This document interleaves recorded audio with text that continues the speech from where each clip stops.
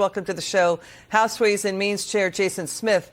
Chairman, it's great to have you on the show. We need your reaction to Senator Chuck Grassley, House Oversight Chair James Comer, sending a letter to AG Garland and FBI Director Wray. Congressman Comer also sent a subpoena to the FBI that government whistleblowers, it looks like they're at the DOJ, accused then Vice President Biden of allegedly engaging in, quote, a criminal bribery scheme with a foreign national to alter U.S. foreign policy decisions. What can you tell us about this?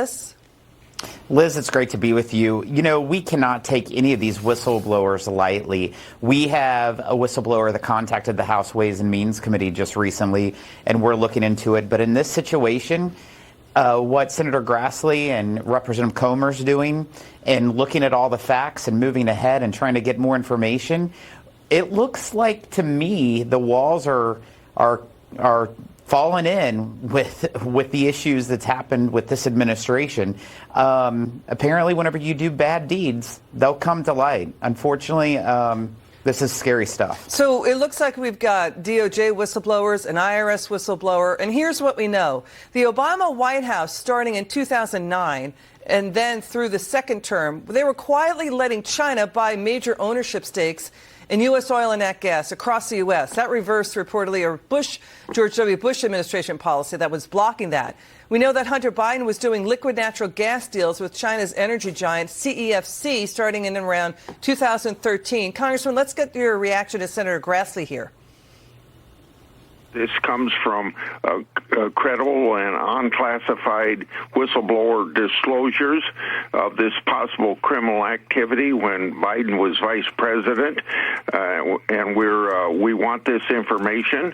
And there's a subpoena going to be or is issued now. Over several years, I've made accusations about this situation or another crime being committed or another political interference, and never once has the FBI or the Department of Justice challenged my authenticity on what I bring up to them.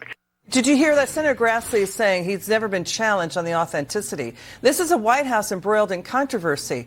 We don't know. This is speculation. We don't know what the foreign policy decisions are that are involved here.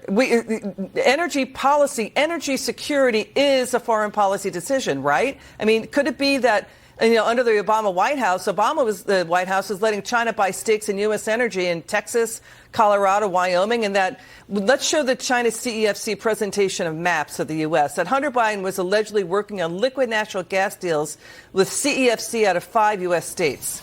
We don't know what this is. Where does this point? Again, Hunter is making money in Ukraine when Vice President Biden was overseeing Ukraine. Now this involves bribery. This is a very, very serious charge.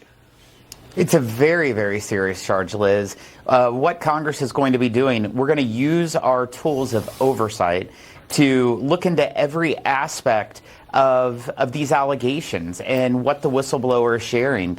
It is concerning to think that our president could be compromised by a foreign entity of any matter, but it's something that we have to look into. It's so unfortunate that you would even have to consider looking into it, but unfortunately, the facts are starting to lead us directly to that information, and this is why Senator Grassley and Representative Comer has taken the first step in ordering some subpoenas. Chairman, it's coming at a time when the Federal Reserve now says the U.S. may drop into recession later this year because of the U.S. banking crisis. We're already at 1% growth. The markets were told the banking crisis in the regional banks were ring-fenced. Now we've got 3 of the 4 biggest bank failures in just 2 months. Have you ever seen the Fed raise interest rates in the middle of a banking crisis?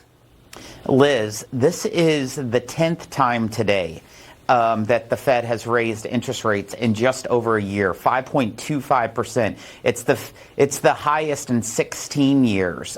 That's a problem. But the reason why the Fed's raising these interest rates, Liz, is because of the reckless one-party Democrat spending that happened in the last 2 years. We saw an increase of $10 trillion that led to the highest inflation in the last 40 years. That is why they're raising interest rates. It's truly because of the Democrat actions of $10 trillion in increased spending.